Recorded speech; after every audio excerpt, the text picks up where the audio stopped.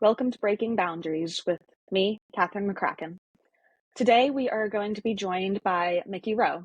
Mickey Rowe, he, him, has a prolific and varied career as an actor, director, consultant, and public speaker, now highly sought after both nationally and internationally. Past clients include Pfizer, Bright House, APRA, the Kennedy Center, Lead Conference, Nordstrom, and more. He was the first autistic actor to play Christopher Boone, the lead role in the Tony Award-winning play The Curious Incident of the Dog in the Nighttime. He has also appeared as the title role in the Tony Award-winning play Amadeus, and more. Mickey has been featured in the New York Times Magazine, The Today Show, PBS, Vogue, Playbill, NPR, CNN, Wall Street Journal, HuffPost, Forbes, and has keynoted at organizations including the International Council on Development and Learning, Lincoln Center for the Performing Arts, the Kennedy Center, Yale University, Columbia University, Disability Rights Washington, the Gershwin Theater on Broadway, New York Public Library, the DAC of South Korean government, and more. Mickey is endorsed as a recommended speaker by the National Organization for Youth Safety and is council member in the International Organization of Development and Learning. Mickey is a disability and accessibility expert, has led DEIA trainings and workshops for companies including Nordstrom, Pfizer, Bright House, Lincoln Center for the Performing Arts, Metropolitan Opera, New York City Ballet, and more. Mickey was the founding artistic director of National Disability Theater, which works in partnership with Tony Award-winning companies such as La Jolla Playhouse in San Diego and the Goodman Theater in Chicago. He is the author of the award-winning best-selling book Fearlessly Different. Mickey Rowe is in Seattle on the land of the Duwamish people, past, present, and future. Thank you for joining us today. For anyone who is listening, blind, low vision, anyone else who needs it, I am a white woman with shoulder-length curly brown hair, wearing a dark turquoise shirt with kind of just a gray background. And we have joining us today, Mickey Rowe. Hi, I'm Mickey Rowe. My pronouns are he, him. If anyone's blind or low vision, please know that I'm a white man with brown hair swept to the side. I have glasses on and a too big smile. And I'm wearing a kind of sand-colored button-up shirt. And there's an aquarium behind me. It's a pretty great aquarium, I gotta say. Thank you so much. I was obsessed with saltwater aquariums when I was in elementary school, early middle school, and wanted to be a marine biologist so badly. And then all of a sudden this year, I was like, you know what? You should start doing the things that you really liked doing when you were a kid. You should start honoring your inner child again. So we got the Absolutely. saltwater aquarium, and the kids and I have been using it as our little biology schooling when we're home. That is so exciting. I Thanks. love getting involved in fun little special interests like that. They can be Me a good too. break from reality. We had friends over the other day, and I accidentally spent the whole probably 2 hours they were here. We had them over for dinner, and the whole 2 hours we were there, I just info dumped on them everything you could ever want to know about saltwater aquariums, and this one in particular. We And it was a love problem, but I everything. think they were entertained by that had happens too. As long as they enjoyed it. Yeah, I guess. So that was definitely part of the plan for this. I love it. So before we fully jump into the discussion around disability theater, are there any preferred vocabulary, terms that you would like to define, toss out there to the audience, just for context? Off the top of my head, I'm not sure, but if we start, if they come up as we're talking, we can definitely define as we go. And yeah, I would say, I guess, just disability in general. I think it's important to, when we define disability, to remember how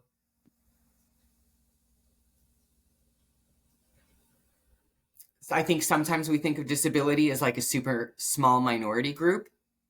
And I think it's so helpful to reframe that and remember that not only is what 26% of the population have a disability according to the CDC, but also each and every single one of us will become disabled one day should we be lucky enough to live long enough. So that it's really something that affects every single person on earth. That is a great context to put this into.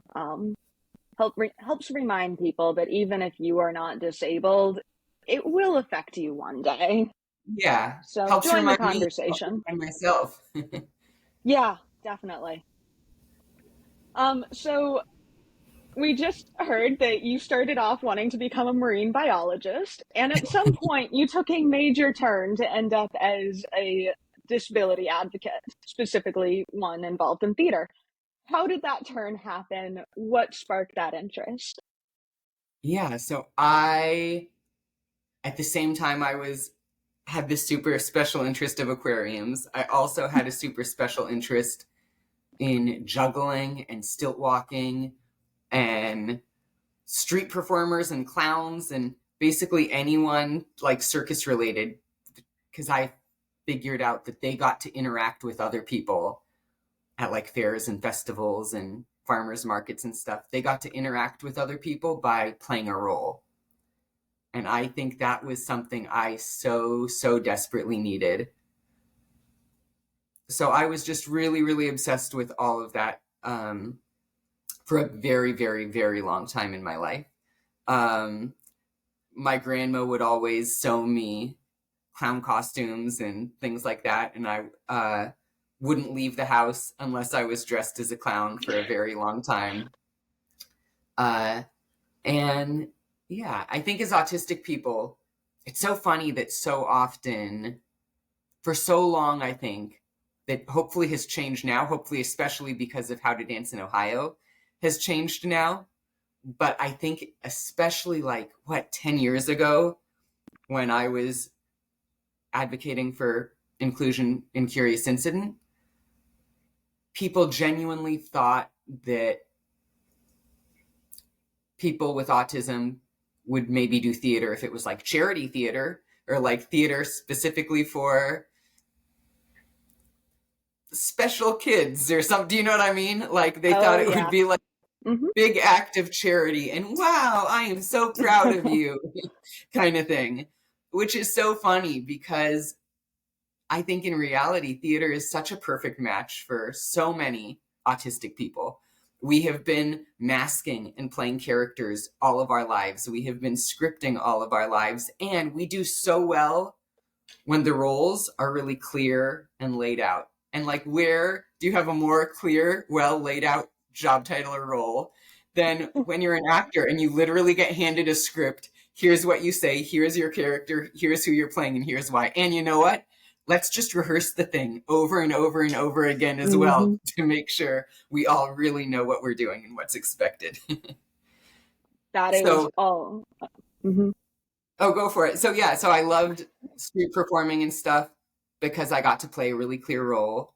When I graduated from high school, I couldn't get a job anywhere. No one would hire me. I really struggled with unemployment and underemployment.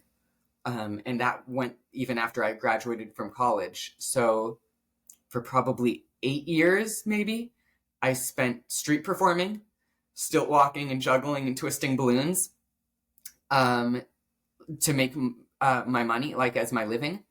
And then I found out about the Play Curious Incident of the Dog in the Nighttime and thought, if there is ever a chance for me to get to do theater like professionally at the level I really want to be doing it and show people what I can do, show people what like all autistic, so many people can do. Like this is my one shot at it, and I better start advocating. So that was my transition from special interest of aquariums and circus skills to street performing to theater. Amazing. So you briefly touched on it but I can't remember who I've told what to. And you know what? I'm going to turn my light off on today's episode of Access Needs Are Fluid. You briefly touched on the fact that a lot of makers, producers, directors, a lot of people who are in charge of casting the actors who end up actually on stage in front of the audience, for whatever reason, don't believe that autistic people can act. And a lot of them, in my experience, I am openly autistic, don't really have an interest in being proven wrong or learning more Mm. about it. So how do you suggest approaching that? How have you approached that in the past? That is such a good question. That's such a brilliant question. And you're right, it is so frustrating. I think it's so okay to be wrong about something, right? It is so okay that for whatever reason people don't always have all the information and don't always know as there's no one's going to know about a topic until someone teaches them, right? So there's nothing Exactly. wrong with not knowing. But it is so frustrating when they make it so clear that they have no interest in learning otherwise or being proven otherwise. Um, I think what it comes down to really, I don't even know that it's that they think we can't act. I think it comes down to risk. Mm. And I think in their mind, they are adding an unknown that they don't want to deal with. I think that they see theater as a financial, I don't know what the right word is, financial market entity. It's a, you know what, that's Mm. Mm-hmm. It's more commercial. there for It's a the commercial. economics. Mm-hmm. Yes. It's a commercial thing to the producers, right? And they want to, I think, make their production as risk-free as possible. They want to be very confident nothing's going to go wrong. And if they are not experts in autism, I think there's just unknown, and that scares them. Mm. So to answer the second part of your question, which was how do you approach that conversation with them, maybe? Yep. I think uh, uh, I think the best way to approach the conversation with them is to figure out what it is that they are motivated by. Is it that they want the production to be commercially successful, or they want this to be as risk-free as possible, or whatever it may be? And simply, you don't have to like lay out that that's what you believe their their big motivator is, but Uh-huh. you might frame the conversation in that way. So when I was trying to have the conversations about Curious Incident with the producers, I was trying to explain to them and demonstrate to them that their production is absolutely super popular and got a lot of press. And if they then go and cast an authentically cast autistic person, which would be the first time that really one of the first times that's ever happened ever at that time, point in time 10 years ago, Mm-hmm. that would get them even more press, even more popularity. It would take what is already successful and then bump up the PR and marketing of that even more one more time. Sure. So for Curious Incident, I was mostly trying to demonstrate, which was complicated because so much of the press and PR is I feel like press will always find a way to make it into an inspiration story. Do we use the word inspiration porn on this podcast? Yep. It has come up on My several brain episodes. is Uh-huh. coming up. Inspiration porn was a term coined by Stella Young, I believe. I think so. That refers to the objectification of disabled people for the inspiration of able-bodied people. So holding a disabled person up as on a pedestal, typically in the form of if the disabled person can go to school, go grocery shopping, play a sport, the able-bodied person should be able to as well. Yeah. And it harms everyone. My Yes, wife and I were very much.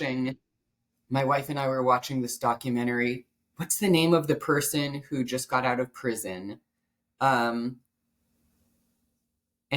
her mom had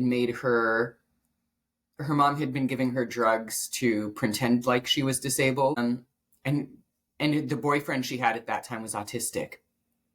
Do you know who I'm talking about? I don't think I do. I think I'm mixing up Oh my God, I'm stories, but Googling it right now. So interesting to this conversation. Oh God, who is this? Gypsy Rose Blanchard. okay. And what was anyway, my wife and I were just watching a documentary on Gypsy Rose Blanchard, and we were realizing how truly, truly harmful inspiration porn is. That inspiration porn literally caused this mother, because this mother was seeking validation through inspiration porn, to harm her own daughter, and it now at least 3 people's lives are completely ruined in every kind of way because of it. If people watching ever want to think more about inspiration porn and how it truly is harmful for everyone, watching a documentary about Gypsy Rose Blanchard is such an interesting conversation piece, I think. But all of the press, to go back to it, all of the press will always find a way, I've found, to make your story inspiration porn.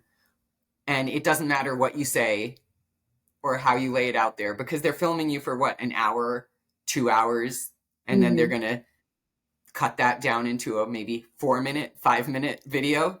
And they'll always put, my wife and I joke that there's an autism soundtrack. Anytime there's a story about autism in the news, music starts playing, this inspiration porn music starts playing, and we always cue it. We're always like, and the music starts in 5, 4, 3, and then there it's a game we play when we see stories about disability on the news. But so it was complicated, but I set out to get a lot of press for myself to demonstrate, hey, look, this is commercially viable. This is not an act of charity, which was complicated in so many ways. But that was the way that was what I attempted to do to try to get producers to listen and take this seriously. I think if the producers are worried about risk, right? I don't know, we have to just demonstrate to them that maybe there are risks. Maybe there are more unknowns casting an autistic person, right? Maybe there will be, I don't think this is necessarily true, but let's just say maybe there are access needs the autistic person might have that he or she or they may not know they have pre-production because they've never been in that experience before, right? Unknown, possibly. Maybe that's true. Maybe then pointing out to the producers, yeah, there might be a minimal risk there, right? Seems like all it would take is just conversation and maybe a 30-minute brainstorming session to figure it out together. But there might be minimal risk there. There's also risk in not casting authentically and maybe showing them TV shows or articles about other entertainment that have really bombed because the representation has been inauthentic, and that was not received well by people. Showing them maybe there is a little bit of risk from casting an autistic person. There's risk no matter what, though.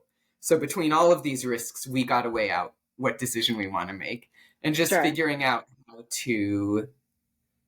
how to talk their language, which is so complicated because really it's all just about human rights. It's all just about equity, inclusion, human rights. And that is the language you and I speak. That's the language that disabled people speak. That's what we have to live day in and day out. And so to us, it's almost like that's the water we swim in. It's so easy for us to just think it's obvious, and to think, how does everyone not understand this? How do we all not get it? Just because it's been what we've had to think about our whole lives sometimes.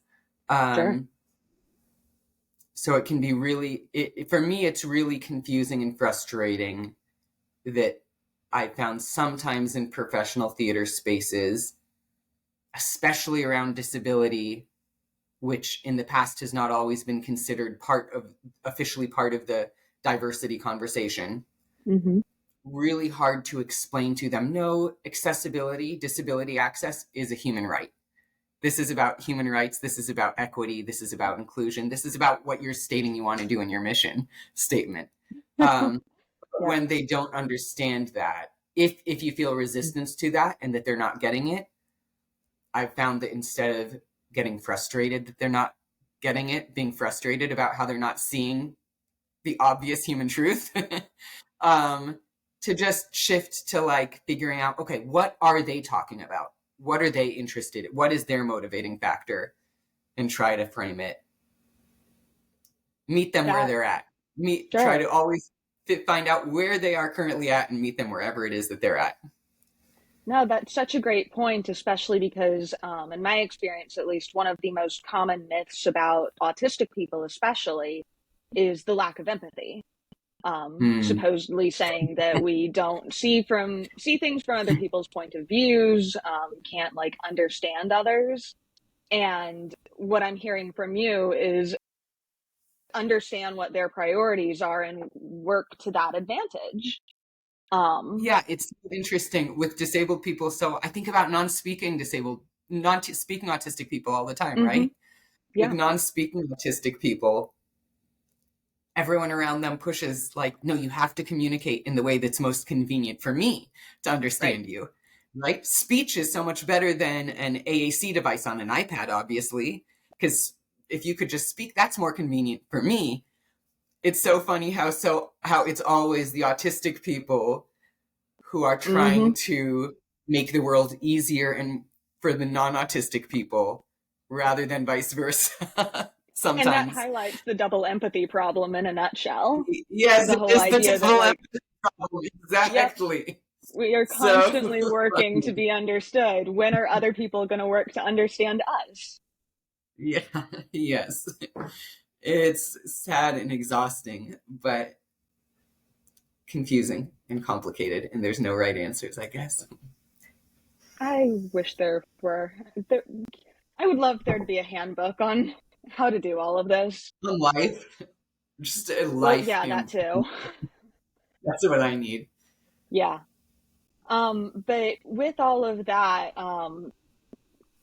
as you just stated, this is all very exhausting work that can sometimes be frustrating, angering, a myriad of different emotions. What is some of the advice that you have for maintaining physical and mental health, especially as a disabled person, while doing all of this work? Because both are just so important.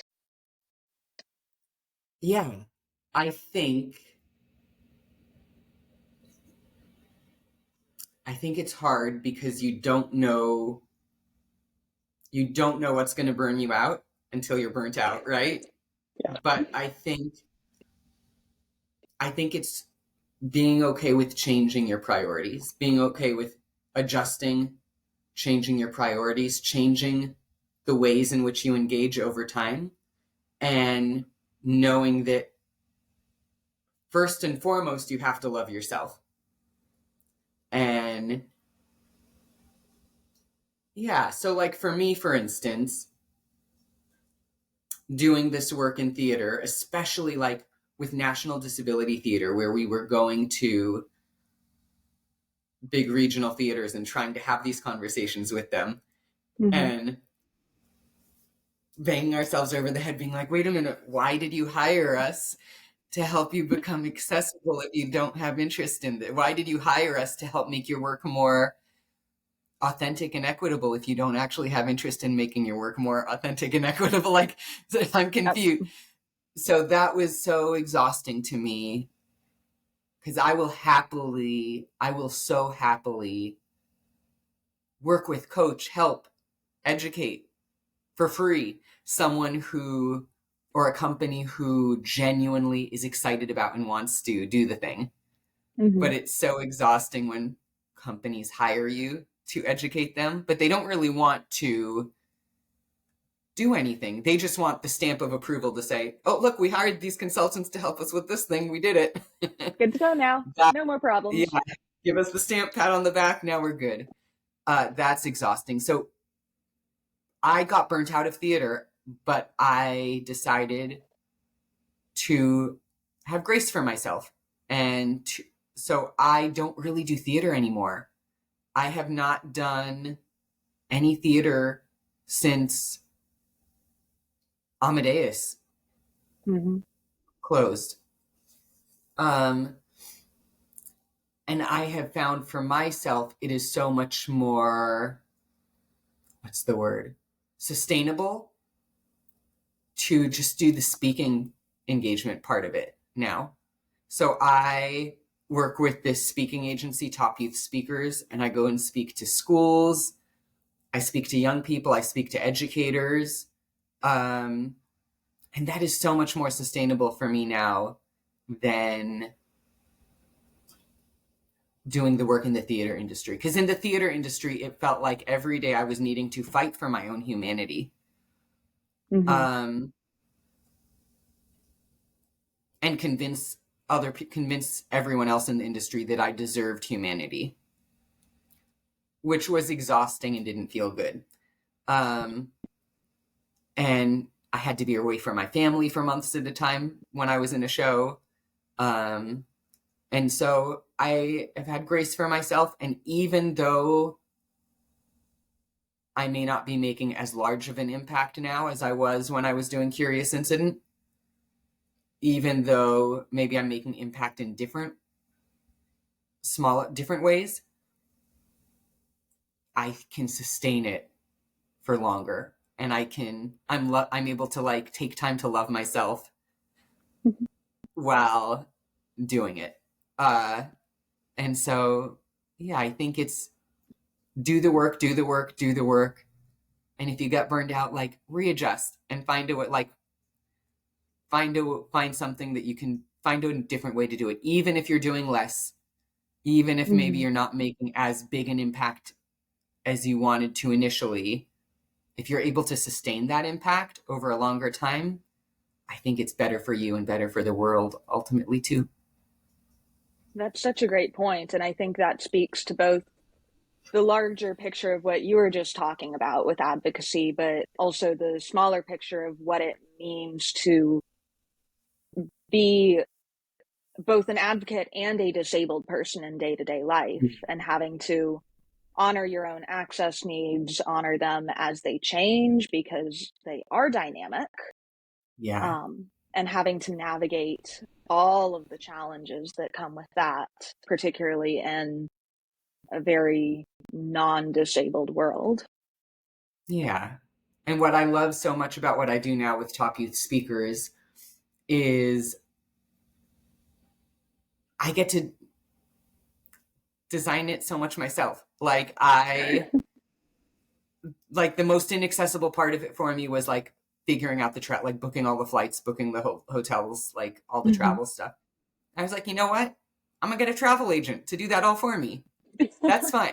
I will give them, I'll give them their little fee that they charge, like Mm-hmm. their extra fee they charge to book my flight for me.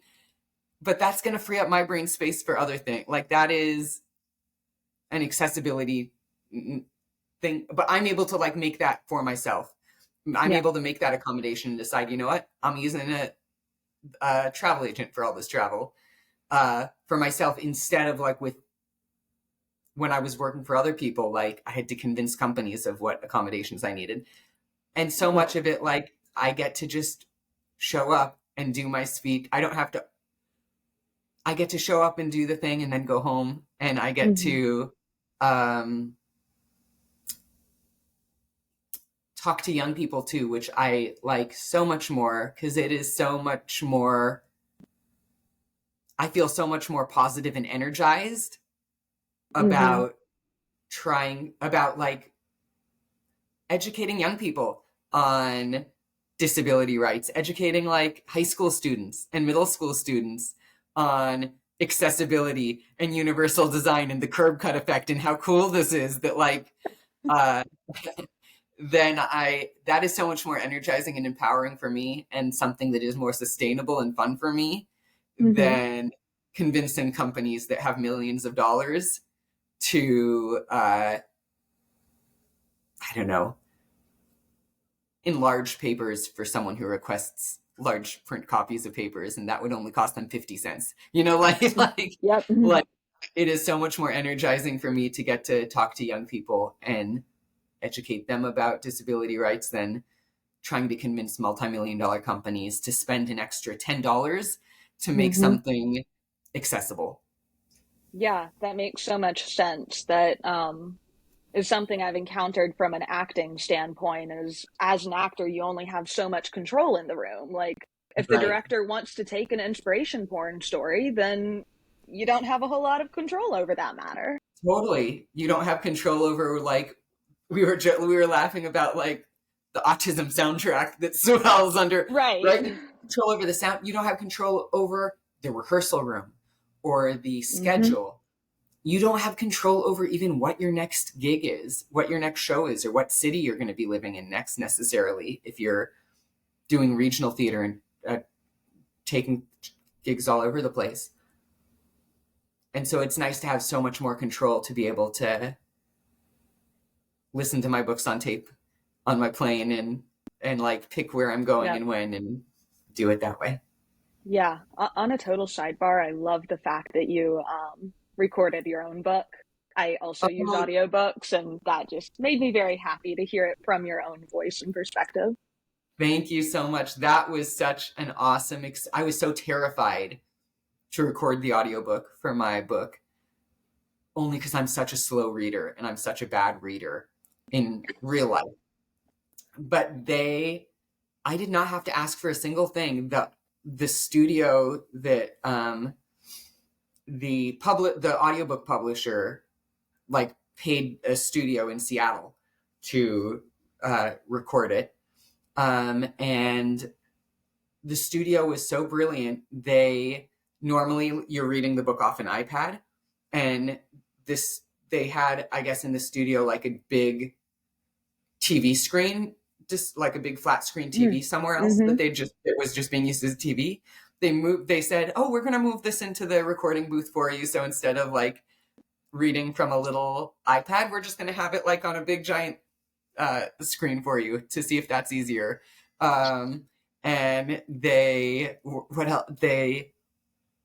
They were so great that the editing software they used, they were able to take it sentence by sentence, two sentences by like Oh, one or two wow. sentences by a time, and edit it. And I guess this is like actually how all audiobooks are made. I forget what I have friends who do audiobooks and I forget what it's called. It's some editing program or style where you just like stop and insert as you go. But yeah, when you listen to audiobooks, it sounds like someone just sat down and like opened Yeah. it up, read through like at least an entire chapter at a time. But no, no, no, there is so much editing that goes into those. People are reading probably a sentence or two at a time. I don't know how many hours long my audiobook is, but we spent a week, no, 2 weeks, maybe 1 or 2 weeks recording the thing. So much more time than like the actual audiobook Mm-hmm. lasts because you do like read a sentence a couple of times and then do the next one and the next one. Uh, so they made it so accessible for me. They made that display so much bigger without me even asking for it. That's And that was wonderful. an amazing and such an unexpected experience. So I'm glad that you enjoyed Yeah, the audiobook. It was a I fun really experience appreciated it. too. Yeah. I'm so glad. To come back from that fun little tangent, Yeah. I think that's a really great example of how important it is to have disabled people, not just in like the places that people can see, but in the positions that are making the decisions, so that they know, Absolutely. hey, we have someone who's legally blind coming in today.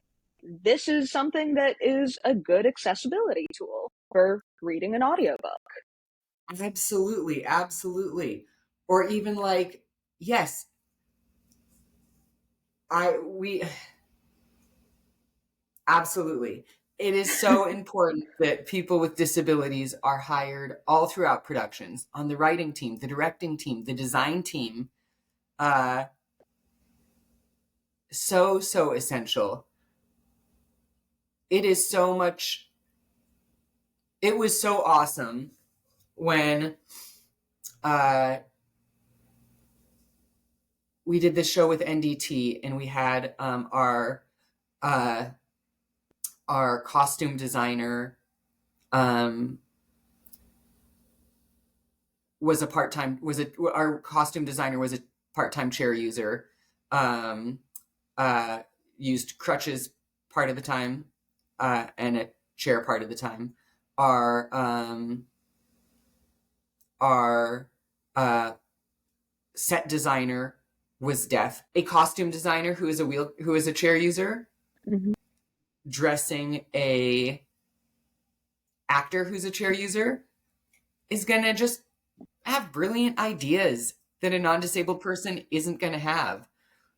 Uh, when you have a hard of hearing sound designer, they're just going to have ideas for how to creatively include things in the sound design that other people won't, or how to include other things in the set design that other people won't. Like our deaf set designer was able to include captions in the set design artistically, so that captions were not like, oh, we're just going to slap these captions on at the end, right? We'll put this little tiny screen above the Mm-hmm. stage or beside the stage with captions. No, our set designer uses captions. So he was able to like creatively, artistically include them in the set design in a way that's actually useful, right? You get Mm-hmm. so much more dynamic work when you have people with disabilities working in every possible creative position. That sounds incredible. I feel like that also cuts out a lot of the like middleman research work that I think a lot of theaters are concerned about when working with people with Right. disabilities, of like, well, if you hire more people who are familiar with it, chances are they're going to already have that knowledge and be able to say, here's a good hack for costuming in a chair. Like, Yeah. it just Or takes different needs. even like here, or if their staff reflected the actual makeup of our country. Can you imagine if their Mm-hmm. staff was 26% disabled, just like our country is 26% disabled according to the CDC, right? Mm-hmm. Can you imagine that? Like, we feel lucky if we see like if there's one or two disabled people, openly disabled people at a company. Um, yeah, it would be so awesome. And not just like accessibility hacks, but amazing things like um, our design team turned uh, two wheelchairs into a car. So put one uh, one headlight on this side of one wheelchair, one headlight on this side of another wheelchair, and had this kind of, I don't know what you'd call it, like the bumper of the car and the, I'm going to find a picture of it right now to show you. That sounds But super cool. so amazing, right? And just knew how to make that happen, knew how to make that work, knew how to make it so that the chairs could like roll on separately and clip together into one vehicle and do a scene as a car and then roll off separately and in a fluid way. Those are such amazing, creative, dynamic, artistic Mm-hmm. choices that are not just accessible but exciting, that don't happen when we are not hiring diversely, when we are not hiring in an inclusive, accessible way. Okay, here's the picture. I'm nearly there. It's gonna be worth it. It's gonna be worth it. Oh, I'm so curious to see. It sounds incredible. Oh, here, you can kind of see it here. So Okay, there's that's so it's two cool. wheelchairs. The whole thing clips together and clips apart. Let me get one more picture here. Oh, here it is. This is a better one. So it's just Wow. these two chairs, and it did not end up having that black starry window thing on the back. That was Mm-hmm. discarded to make it simpler. Mm-hmm. But it was so awesome, so cool, and it was so dynamic. And those are the kinds of things that just, it's so helpful to have people who are actually disabled as Yeah, part of the design conversation for those things. that is such a great testament to just like the cool stuff that can happen when you bring more voices, more perspectives into the room, and Mm-hmm. just like the absolute magic that can come of that, Yeah. which I think is why most theater people get into it in the first And place. the image described, for anyone who's blind or low vision, what I just held up, I held up my phone to the camera, but it showed just two wheelchairs with a shell. I want to call it like a shell on these wheelchairs that turned it into a red Ford Mustang.